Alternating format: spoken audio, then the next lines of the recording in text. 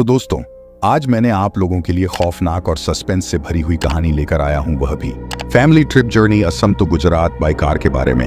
कहानी बहुत ही डरावनी है, इसीलिए आप लोग वीडियो को अंत तक जरूर देखें। दोस्तों, अगर आपके पास कोई डरावनी सच्ची कहानी है तो आप मुझे इंस्टाग्राम पर अपनी कहानी भेज सकते हैं। वीडियो शुरू करने से पहले मुझे आप सबसे छोटी सी रिक्वेस्ट है कि अगर आप मेरे चैनल पर नए हैं तो मेरे चैनल को सब्सक्राइब करना और मेरी वीडियो को लाइक भी करना। और दोस्तों, कमेंट करके हमें ज़रूर बताना कि हमारी कहानी आपको कैसी लगी, और आप अपना नाम भी लिखना और यह भी बताना कि आप किस शहर से मेरी वीडियो को देख रहे हो। और फिर मेरे आने वाली वीडियो में मैं आप लोगों के नाम बताऊंगा। तो चलिए दोस्तों, बिना समय बर्बाद किए कहानी शुरू करते हैं। मैं अंजलि अपने माता पिता के साथ कार यात्रा पर असम से गुजरात जा रही थी। रास्ते में एक सुनसान ढाबे पर रुकने के बाद खौफनाक चीजें होने लगती हैं। अजीब सी आवाजें, खोया हुआ सामान और भयानक सपने यात्रा को भयावह बना देते हैं। गर्मी की छुट्टियां थीं और हम असम से गुजरात पापा के नए ट्रांसफर वाले शहर जा रहे थे। सड़क यात्रा हमेशा रोमांचक होती थी, खासकर मेरे लिए, क्योंकि मुझे गाड़ी की खिड़की से दुनिया देखना अच्छा लगता था। इस बार हालांकि चीजें थोड़ी अलग थीं। एक अजीब सी बेचैनी मेरे पीछे लगी हुई थी, जिसे मैं समझ नहीं पा रही थी। हम 3 दिनों से सड़क पर थे। पापा जी गाड़ी चला रहे थे, माँ जी बगल की सीट पर बैठी हुई गुनगुना रही थी और मैं पीछे वाली सीट पर अपने फोन से खेल रही थी। अचानक पेट्रोल खत्म होने का संकेत मिला। पापा जी ने घबराते हुए गाड़ी को सड़क के किनारे रोका। आसपास कहीं भी कोई शहर या गांव नहीं था, सिर्फ सुनसान जंगल और उजाड़ सड़क थी। कुछ देर इधर उधर देखने के बाद माँ जी ने दूर एक मंदिर नुमा इमारत देखी। करीब जाने पर पता चला कि वह एक ढाबा था। ये काफी पुराना और जीर्ण शीर्ण दिख रहा था, लेकिन हमारे पास और कोई विकल्प नहीं था। हम अंदर गए और एक मेज पकड़ ली। ढाबे में सन्नाटा था, सिर्फ एक बूढ़ा आदमी एक कोने में बैठा हुआ हमें घूर रहा था। हमने खाना ऑर्डर किया और थोड़ी देर में वह बूढ़ा आदमी हमारे पास आ गया। उसकी आवाज खुरदरी और टूटी हुई थी। उसने पूछा कि हम कहाँ जा रहे हैं और कहाँ से आ रहे हैं। पापा जी ने विनम्रता से जवाब दिया। बूढ़े आदमी ने अजीब सी मुस्कान दी और कहा, यह सड़क बहुत खतरनाक है, रात में यात्रा मत करो। उसकी आवाज में एक चेतावनी का भाव था। हमने उसे धन्यवाद दिया और अपना खाना खाना जारी रखा। खाना खाने के बाद हमने ढाबे से निकलने की तैयारी की। गाड़ी स्टार्ट करने के लिए पापा जी ने चाबी लगाई, लेकिन गाड़ी स्टार्ट नहीं हुई। उन्होंने कई बार कोशिश की, लेकिन गाड़ी जवाब नहीं दे रही थी। घबराहट होने लगी। अचानक उस बूढ़े आदमी की आवाज सुनाई दी, मैं तुम्हारी मदद कर सकता हूं। उसने अपने हाथों को आगे बढ़ाया और कुछ बुदबुदाने लगा। कुछ ही सेकंड में गाड़ी स्टार्ट हो गई। हमने राहत की सांस ली और बूढ़े आदमी को धन्यवाद दिया। हालांकि राहत की यह खुशी ज्यादा देर नहीं टिकी। गाड़ी चलाने के कुछ देर बाद माँ जी ने महसूस किया कि उनका सोने का हार गायब हो गया है। हमने पूरी गाड़ी ढूंढ ली, लेकिन हार कहीं नहीं मिला। यह बहुत अजीब था, क्योंकि माँ जी ने ढाबे में ही हार पहना हुआ था। रात होते होते हम एक सुनसान जगह पर पहुंच गए। वहां रुकने के अलावा कोई चारा नहीं था। हमने गाड़ी के अंदर ही सोने का फैसला किया। रात को सोते समय मुझे एक भयानक सपना आया।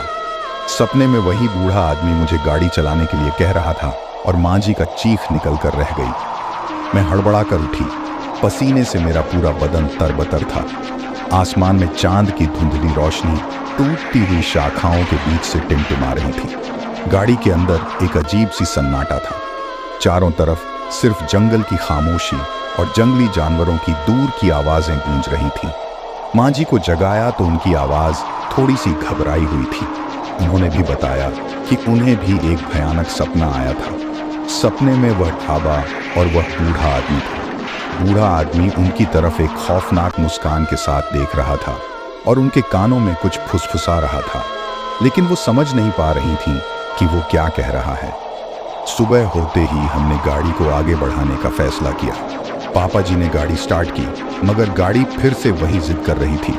चिंता के मारे माथा पीटने लगा। कल रात ढाबे वाले बूढ़े आदमी ने हमारी गाड़ी स्टार्ट की थी, क्या अब वही कुछ कर सकता है? मजबूरन हमने उसी ढाबे की तरफ वापसी की शुरुआत की। रास्ते में सन्नाटा और भी ज्यादा गहरा गया था। मानो पेड़ पौधे भी हमारी मुसीबत को समझ रहे हों और खामोश खड़े हों। 2 घंटे की कठिन यात्रा के बाद हम ढाबे के पास पहुंचे, पर अब वो ढाबा वैसा नहीं दिख रहा था जैसा कल था। कल जो रंगीन झंडियां लहरा रही थीं, वो गायब थीं। ढाबे के बाहर रखी हुई कुर्सियां भी अब अस्त व्यस्त बिखरी हुई थीं। एक अजीब सी सिहरन मेरी रीढ़ की हड्डी पर चढ़ गई। ढाबे के अंदर भी सन्नाटा था। उस बूढ़े आदमी का कहीं पता नहीं था। हमने आवाज लगाई, लेकिन कोई जवाब नहीं आया। अचानक मेरी नजर ढाबे के एक कोने में रखी हुई एक पुरानी तस्वीर पर पड़ी। तस्वीर करीब से देखने के लिए मैं आगे बढ़ी। तस्वीर में वही बूढ़ा आदमी था, लेकिन बहुत कम उम्र का। उसके बगल में एक और आदमी खड़ा था, जिसका चेहरा बिल्कुल धुंधला हुआ था। तस्वीर के नीचे अंग्रेजी में कुछ लिखा हुआ था। मैंने धीरे से पढ़ा, श्याम और रवि 1944। मेरा दिल जोर से धड़कने लगा। 1944, क्या ये तारीख कोई इत्तेफाक है? क्या ये वही साल है जब भारत का विभाजन हुआ था? अचानक माँ जी चीखीं। उनकी आवाज सुनकर मैं झट से उनकी तरफ घूमी। उनके हाथ में मेरा मोबाइल था, जिसे मैंने कल रात ढाबे में ही खो दिया था। लेकिन वो मोबाइल अब बदला हुआ था। उसकी स्क्रीन पर एक खौफनाक वीडियो चल रहा था। वीडियो में वही सुनसान ढाबा दिख रहा था, लेकिन अंदर मेरी माँ जी अकेली बैठी हुई थी। उनके सामने एक खाली थाली रखी हुई थी और वह किसी अनदेखी शक्ति से बात कर रही थी। मेरे मुंह से चीख निकलने ही वाली थी कि अचानक वीडियो बंद हो गया। मोबाइल भी गर्म होकर हाथ से छूट गया। हम तीनों वहीं खड़े रह गए। हवा में सिर्फ हमारी सांसों की आवाज गूंज रही थी। डर के मारे हम एक दूसरे का हाथ थामे खड़े थे। बाहर निकलने के लिए कदम उठाना भी मुश्किल हो रहा था। तभी सामने से एक चीख सुनाई दी। चीख इतनी भयानक थी कि मेरी रूह कांप गई। चीखने की आवाज ढाबे के पीछे से आ रही थी। पापा जी ने हमें पीछे हटने का इशारा किया और खुद संभलते हुए ढाबे के पीछे जाने लगे। माँ जी और मैं उनकी शर्ट की पकड़ को मजबूती से पकड़े हुए उनके पीछे चल पड़े। पेड़ों की घनी झाड़ियों को चीरते हुए हम ढाबे के पीछे के खाली मैदान में पहुंचे। वहां का नजारा देखकर मेरा खून जम गया। जमीन पर एक वृद्ध महिला का शव पड़ा हुआ था। उसके सफेद बाल जमीन पर बिखरे हुए थे और चेहरे पर एक खौफनाक मुस्कान जमी हुई थी। उसकी आंखें खुली हुई थीं, लेकिन उनमें कोई चेतना नहीं थी। महिला के कपड़े पुराने जमाने के थे और वो बिल्कुल वैसी ही दिख रही थी जैसी उस पुरानी तस्वीर में श्याम के बगल में खड़े आदमी के कपड़े थे। पापा जी तुरंत महिला के पास पहुंचे और उनकी नाड़ी टटोली। कुछ ही सेकंड में उन्होंने सिर हिला दिया। महिला मर चुकी थी। उनकी मौत का कारण समझ पाना मुश्किल था। शरीर पर कोई चोट नहीं थी, ना ही कोई जहर खाने के कोई निशान थे। हम तीनों वहीं खड़े होकर उस खौफनाक दृश्य को देखते रहे। अचानक माँ जी चीख पड़ी, ये वो महिला है जिसने कल रात हमें ढाबे में खाना परोसा था। उनकी बातों ने मेरे दिमाग में खौफ का एक नया तूफान खड़ा कर दिया। अगर यह महिला वही थी, तो फिर कल रात ढाबे में हमारी सेवा कौन कर रहा था? और वो पुरानी तस्वीर में धुला हुआ चेहरा, क्या उसका कोई कनेक्शन इस महिला से था? पुलिस को बुलाने के बारे में सोचा, लेकिन आसपास कहीं नेटवर्क नहीं था। हम जंगल के बीचों बीच फंसे हुए थे, एक बेजान गाड़ी के साथ और एक खौफनाक रहस्य के साथ। अचानक हवा में एक अजीब सी गंध फैल गई, सड़ने का वो सपा देने वाला गंध जिसे भुलाया नहीं जा सकता। मेरा मुंह और नाक अपने आप ही रुंध हो गए। पापा जी ने रुमाल निकालकर नाक और मुंह को ढका लिया। गंध की तीव्रता बढ़ती जा रही थी। अब तो सांस लेना भी दूभर हो गया था। हम तीनों एक दूसरे से सटकर खड़े हो गए। अचानक माँ जी ने मेरा हाथ पकड़ा और इशारा किया कि सामने देखो। मेरी नजर सामने खड़े पेड़ की तरफ गई। पेड़ की एक मोटी शाखा से एक रस्सी लटक रही थी और उस रस्सी के सहारे एक शरीर लटका हुआ था।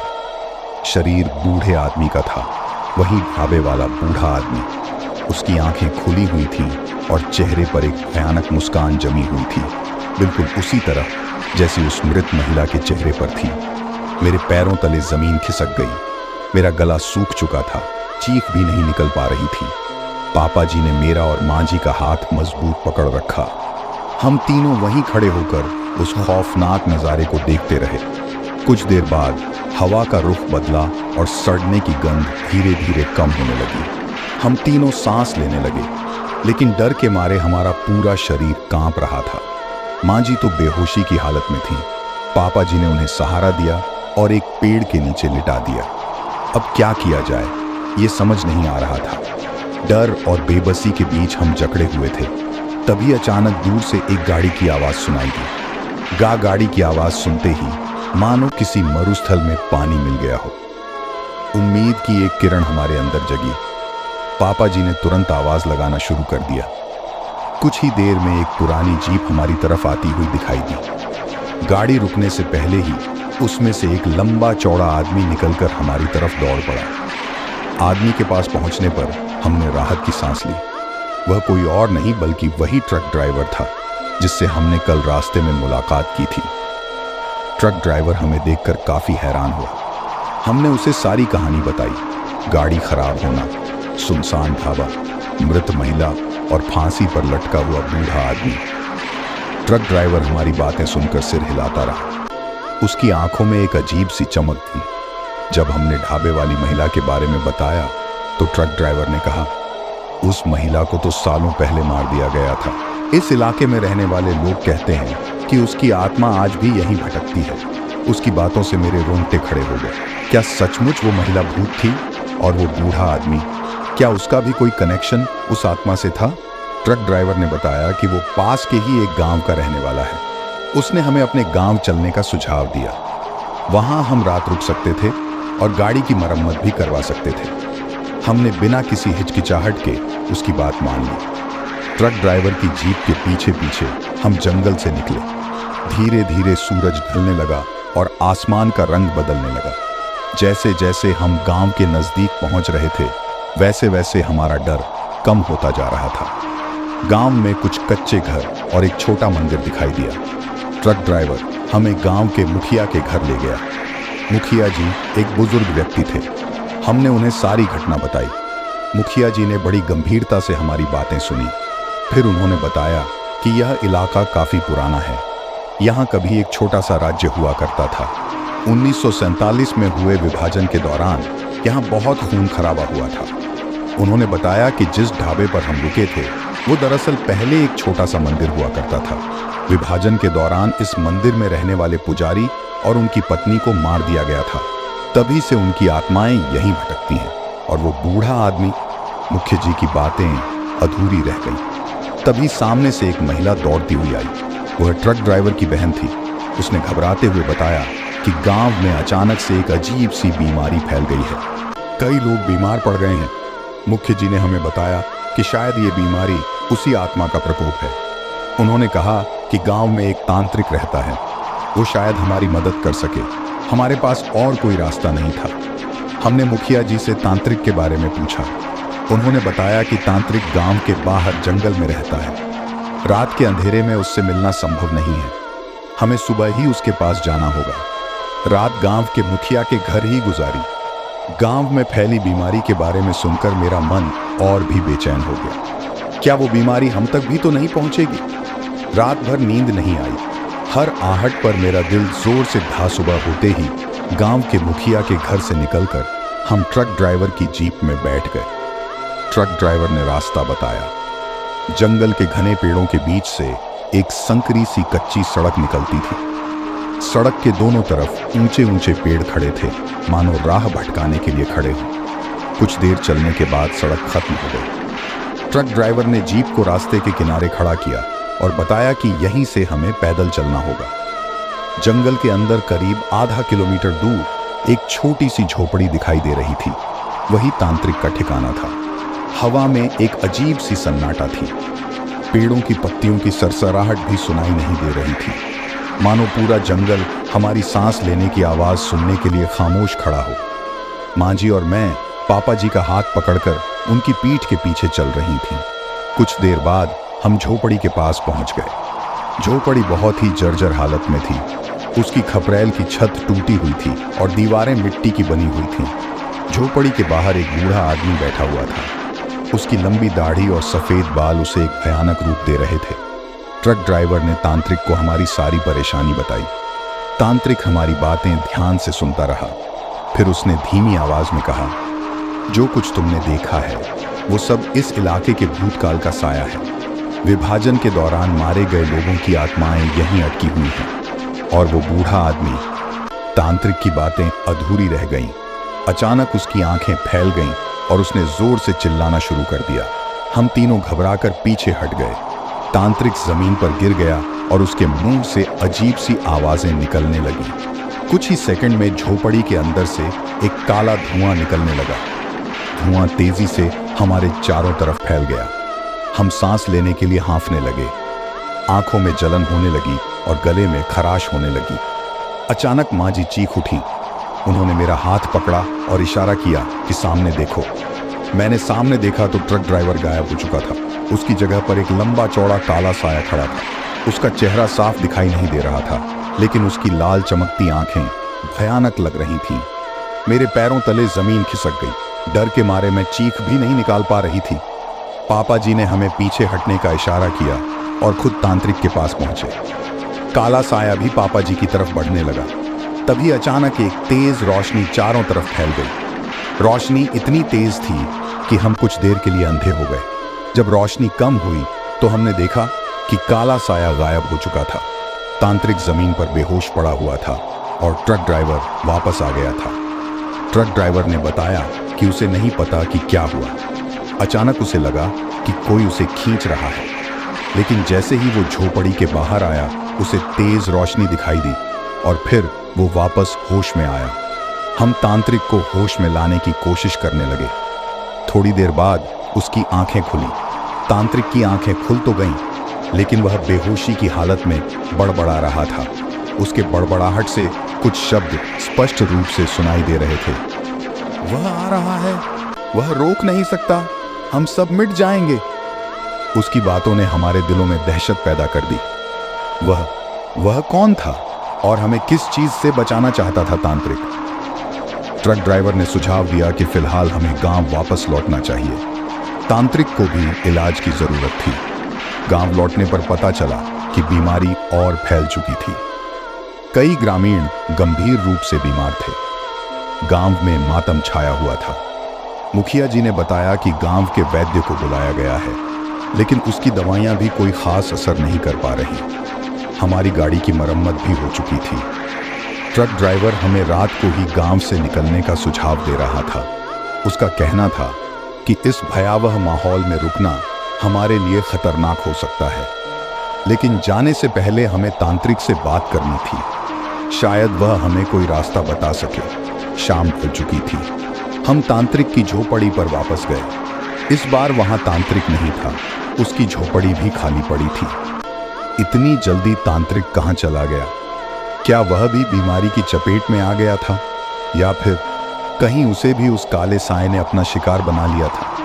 मन में हजारों सवाल उठ रहे थे, लेकिन उनके जवाब कहीं नहीं मिल रहे थे। असहाय होकर हम गांव लौट आए।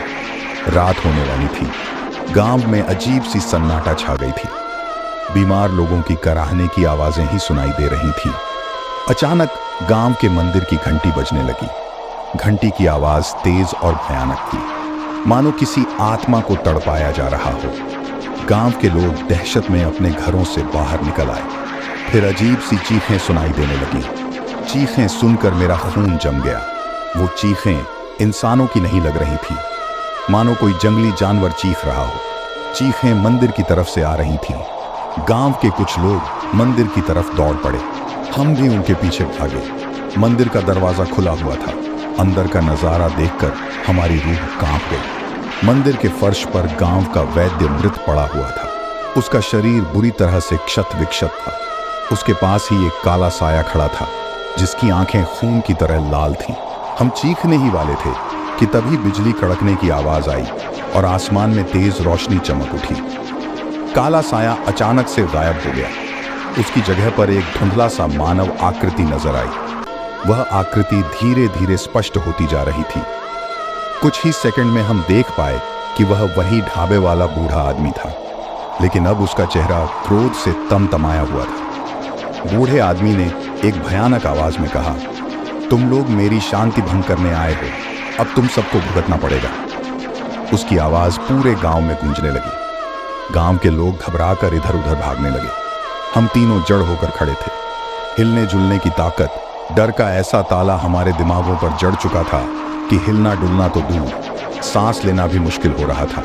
बूढ़े आदमी की आवाज धीरे धीरे गूंजने से चीख में बदल गई। उसकी आवाज मानो हवा में घुलकर हर तरफ फैल रही थी, हमारे कानों को चीरती हुई सीधे दिमाग में घुस रही थी। आसमान में बिजली कौंधने का सिलसिला लगातार जारी था। हर कौंध के साथ मंदिर का अंधेरा नाचता हुआ सा दिखाई देता था। अचानक मंदिर के कोने से एक धुआं उठता हुआ दिखाई दिया। धुएं का गुब्बार धीरे धीरे फैलने लगा और उसमें से एक भयानक आकृति निकलने लगी। वह आकृति किसी इंसान से कम और किसी राक्षस से ज्यादा भयानक थी। उसके पूरे शरीर पर काले बाल उगे हुए थे, लंबे लंबे नुकीले नाखून उसकी उंगलियों से निकल रहे थे और लाल चमकती आंखें क्रोध से जल रही थीं। बूढ़े आदमी ने उस आकृति को देखते ही घबराकर कुछ बुदबुदाना शुरू किया। उसने अपने हाथों को आगे बढ़ाया, मानो उस आकृति को रोकने की कोशिश कर रहा हो, लेकिन वो बेकार था।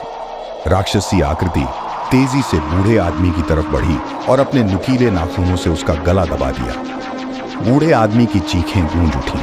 वो अपनी कमजोर आवाज में किसी से मदद की गुहार लगा रहा था, लेकिन वहां उसे मदद करने वाला कोई नहीं था। हम तीनों जड़वत खड़े थे, डर के मारे हिलने जुलने की ताकत भी खो चुके थे। कुछ ही सेकंड में राक्षसी आकृति ने बूढ़े आदमी का गला दबाकर उसकी जान ले ली। बूढ़े आदमी का शरीर बेजान होकर जमीन पर गिर पड़ा। मंदिर के अंदर एक अजीब सी सन्नाटा छा गई। बिजली कड़कना भी बंद हो चुका था। कुछ देर बाद राक्षसी आकृति ने धीरे धीरे अपना सिर घुमाया और हमारी तरफ देखा। उसकी लाल चमकती आंखों में एक भयानक क्रोध भरा हुआ था। वो सीधे हमारी तरफ लपका। पापा जी ने किसी तरह से हिम्मत जुटाकर हमें पीछे धकेला और राक्षसी आकृति के सामने खड़े हो गए। उनकी आवाज कांप रही थी। हमें जाने दो, हम तुम्हें कोई नुकसान नहीं पहुंचाना चाहते। राक्षसी आकृति ने कोई जवाब नहीं दिया। उसने बस इतना किया कि अपने लंबे नुकीले नाखूनों को और भी बाहर निकाल लिया। अचानक माँ जी चीख उठी, देखो वो! उन्होंने मंदिर के बाहर की तरफ इशारा किया। हमने उनकी तरफ देखा तो खून हमारा जम गया। मंदिर के बाहर सैकड़ों की संख्या में लाशें इकट्ठी खड़ी थीं। वो वही लाशें थीं जिन लोगों को हमने रास्ते में देखा था। मारे गए ट्रक ड्राइवर, सुनसान ढाबे वाली महिला, फांसी पर लटका बूढ़ा आदमी और गांव के वो लोग जिनकी मौत अभी अभी हुई थी। सभी लाशें एक सी खड़ी थीं। उनकी आंखें खुली हुई थीं, लेकिन उनके चेहरों पर कोई भाव नहीं था। वो लाशें मानो किसी की कठपुतली बनकर खड़ी थीं। फिर वो सब एक साथ हिलने लगी। वो धीरे धीरे मंदिर की तरफ बढ़ने लगी। उनकी चाल इतनी धीमी थी, लेकिन उनकी भारी संख्या देखकर ही रूह कांप जाती थी। पापा जी राक्षसी आकृति और लाशों के बीच में फंसे हुए थे। अब हम तीनों जड़वत खड़े थे, मंदिर के अंधेरे कोने में छिपे हुए। पापा जी की सांसें तेज चल रही थीं। माँ जी दबी आवाज में रो रही थीं। बाहर का मंजर भयानक था। राक्षसी आकृति पापा जी के सामने खड़ी थी। उसके लाल चमकते नजरों में बेरहमी झलक रही थी, पर अब वह अकेला नहीं था। मंदिर के बाहर लाशों का रेगिस्तान खड़ा था, धीरे धीरे मंदिर की तरफ बढ़ रहा था। अचानक राक्षसी आकृति ने एक भयानक गर्जना की। उसकी आवाज से मंदिर की दीवारें हिल उठी। हम तीनों सहम गए। लगा जैसे अब हमारी मौत तय है। लेकिन तभी कुछ ऐसा हुआ जिसने हमारा दिमाग चकरा दिया। मंदिर के बाहर से एक तेज रोशनी चमकी। वो रोशनी इतनी तेज थी कि हम कुछ देर के लिए अंधे हो गए। जब हमारी आंखें खुली तो देखा कि मंदिर का दरवाजा खुला हुआ था और बाहर खड़ी लाशों का रेगिस्तान गायब हो चुका था। राक्षसी आकृति भी नहीं थी। पापा जी सबसे पहले बाहर निकले। हम भी उनके पीछे टटोलते हुए बाहर आए। बाहर का नजारा और भी डरावना था। आसमान साफ हो चुका था। चांद की रोशनी धरती पर बिखरी हुई थी, लेकिन गांव वीरान था। घरों के दरवाजे खुले पड़े थे, मानो लोग अचानक से गायब हो गए हों। पापा जी ने गांव का चक्कर लगाया। हर घर में यही हाल था।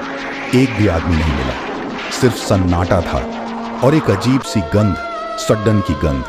हम मंदिर के पास वापस लौटे। वहां भी कोई नहीं था। मंदिर के फर्श पर अब भी वैद्य का शव पड़ा हुआ था। बूढ़े आदमी का तो नामो निशान भी नहीं था। अचानक माँ जी चीख पड़ी, देखो! वो मंदिर की दीवार की तरफ इशारा कर रही थी। दीवार पर खून से कुछ शब्द लिखे हुए थे।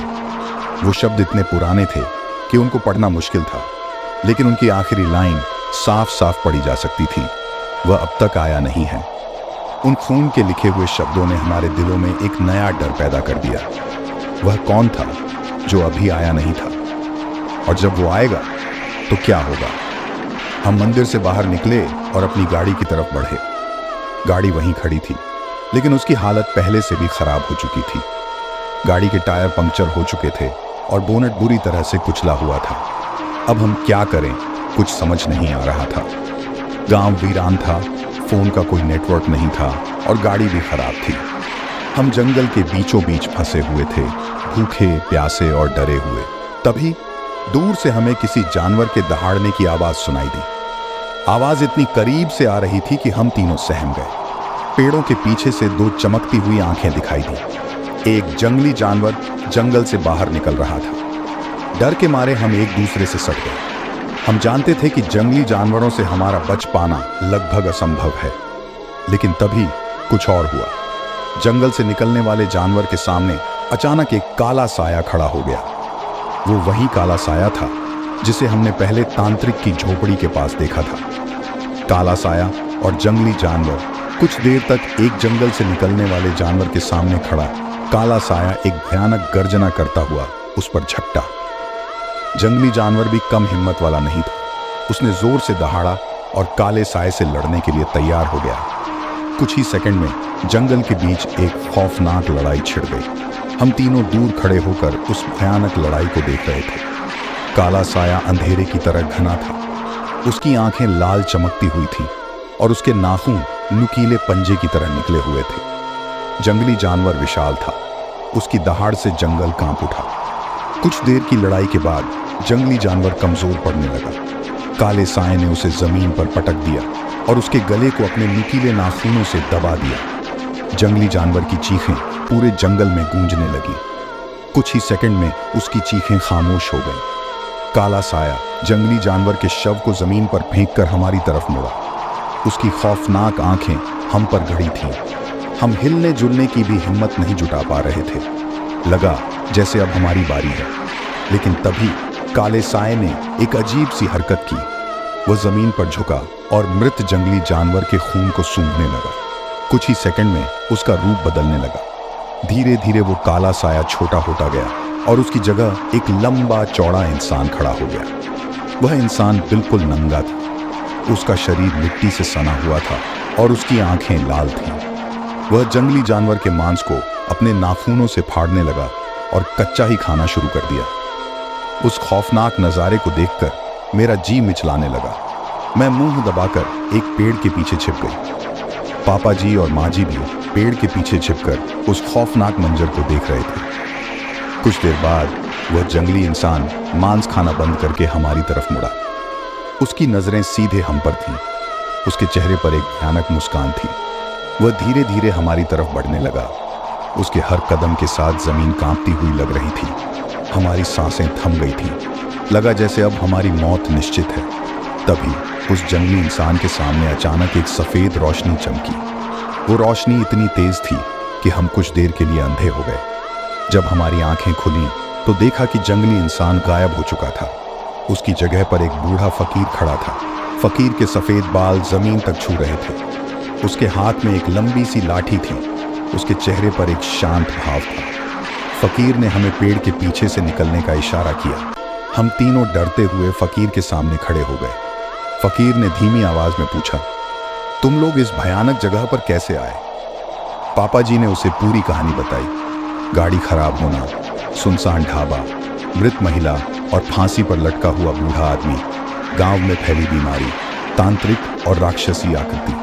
फकीर हमारी बातें ध्यान से सुनता रहा। फिर उसने बताया कि यह इलाका सदियों से आत्माओं का घर रहा है। यहाँ कभी एक शक्तिशाली साम्राज्य हुआ करता था। उस साम्राज्य फकीर की बातों से हमारे रोंगटे खड़े हो गए। साम्राज्य के पतन की कहानी सुनने के लिए हमारा कलेजा बेचैन हो उठा। फकीर ने बताया कि उस साम्राज्य के राजा को अमर होने का लालच था। उसने एक तांत्रिक की मदद से एक शक्तिशाली अनुष्ठान किया, जिसके परिणाम स्वरूप उसकी आत्मा अमर तो हो गई, लेकिन एक भयानक राक्षस में बदल गई। 1947 के विभाजन के दौरान हुए खून खराबे ने इस इलाके की आत्माओं को और भी ज्यादा क्रोधित कर दिया। फकीर ने हमें बताया कि हमने जो काला साया देखा था वह दरअसल राजा की अमर आत्मा थी, और वह बूढ़ा आदमी जो फांसी पर लटका हुआ था वह उस तांत्रिक का शिष्य था। विभाजन के दौरान उसे मार दिया गया था, लेकिन उसकी आत्मा भी अशांत होकर यहीं भटक रही थी। फकीर ने यह भी बताया कि जंगली इंसान दरअसल उस इलाके का संरक्षक था। वह एक शक्तिशाली योद्धा था जो मृत्यु के बाद भी इस इलाके की रक्षा करता था, लेकिन काले साए की शक्ति उसके सामने भी कम नहीं थी। फकीर की बातों ने हमारे दिमाग में सवालों का ज्वालामुखी जगा दिया। मंदिर की दीवार पर लिखे खून के शब्दों का क्या मतलब था? वह कौन था जो अभी तक नहीं आया था? और जब वह आएगा तो क्या होगा? फकीर ने हमारे सवालों को पढ़ लिया। उसने कहा, वह एक और भी शक्तिशाली आत्मा है, इस इलाके का असली रक्षक। हमने पूछा, वह कब आएगा?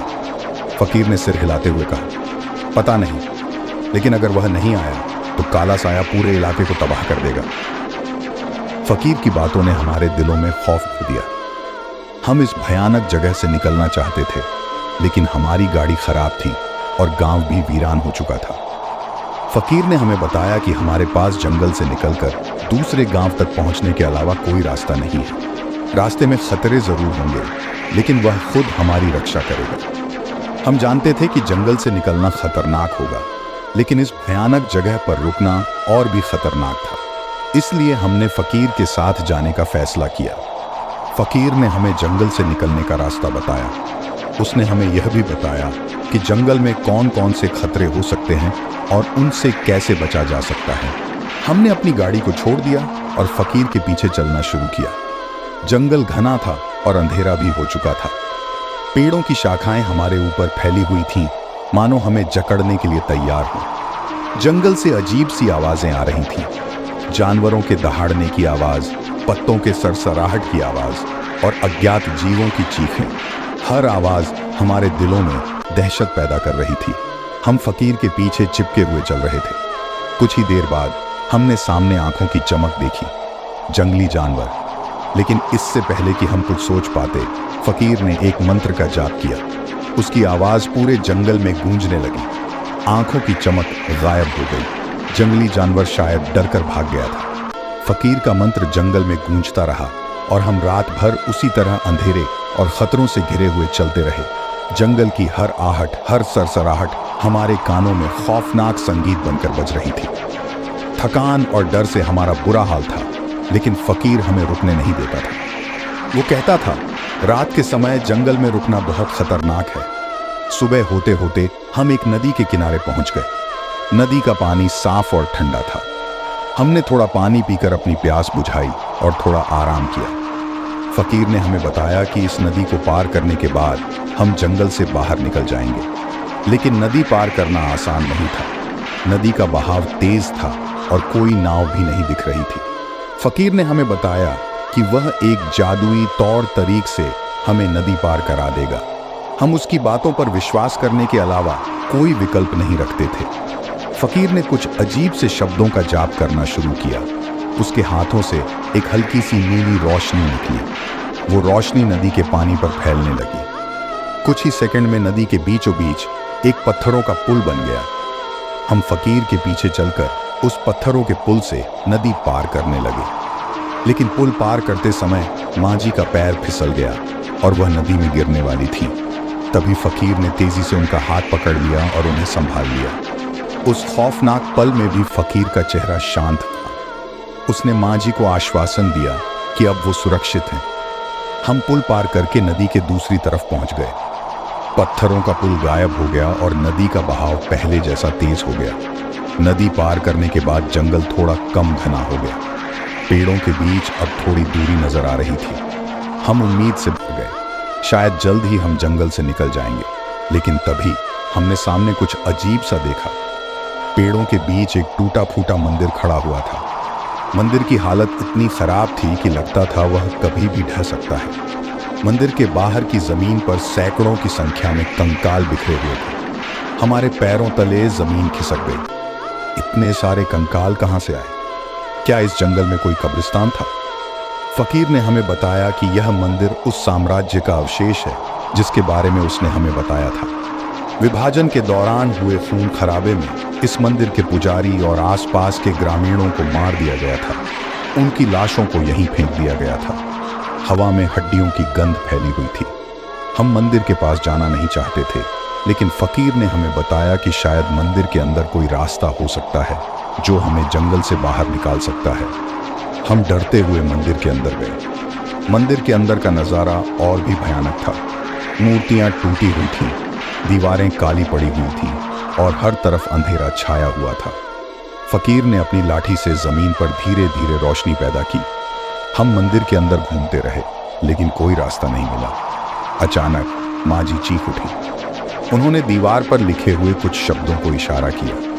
वो शब्द खून से लिखे हुए थे और उनकी वही भाषा थी जो मंदिर की दीवार पर लिखे खून के शब्दों को पढ़कर हमारा दिल दहल गया। वे वही शब्द थे जो मंदिर की पिछली दीवार पर लिखे थे। वह अब तक आया नहीं है। क्या इसका मतलब था कि हम जिस शक्तिशाली आत्मा का इंतजार कर रहे थे वह अभी भी नहीं आया था? फकीर ने शब्दों को ध्यान से पढ़ा और गंभीर होकर बोला, समय कम है, हमें जल्द ही जंगल से निकलना होगा। उसने दीवारों को टटोलना शुरू किया, मानो कोई छिपा हुआ रास्ता ढूंढ रहा हो। कुछ ही देर में उसकी लाठी से निकलने वाली रोशनी एक ईंट पर रुक गई। ईंट अचानक से हिली और एक अंधेरे कमरे का रास्ता खुल गया। कमरे के अंदर से एक ठंडी हवा निकली, जिससे हमारे रोंगटे खड़े हो गए। कमरे के अंदर कैसा अंधेरा था यह कहना भी मुश्किल था। हम फकीर के पीछे उस अंधेरे कमरे में घुसे। कमरे में घुटन होने लगी, सांस लेना भी मुश्किल हो रहा था। कुछ ही कदम चलने के बाद फकीर की लाठी से निकलने वाली रोशनी ने एक मूर्ति को रोशन किया। मूर्ति बहुत ऊंची थी और भगवान शिव के रूप में थी। मूर्ति के हाथों में त्रिशूल था और चेहरे पर शांत भाव था। फकीर ने हमें बताया कि यह शायद इस मंदिर का मुख्य देवता था। उसने मूर्ति के सामने हाथ जोड़कर प्रार्थना की।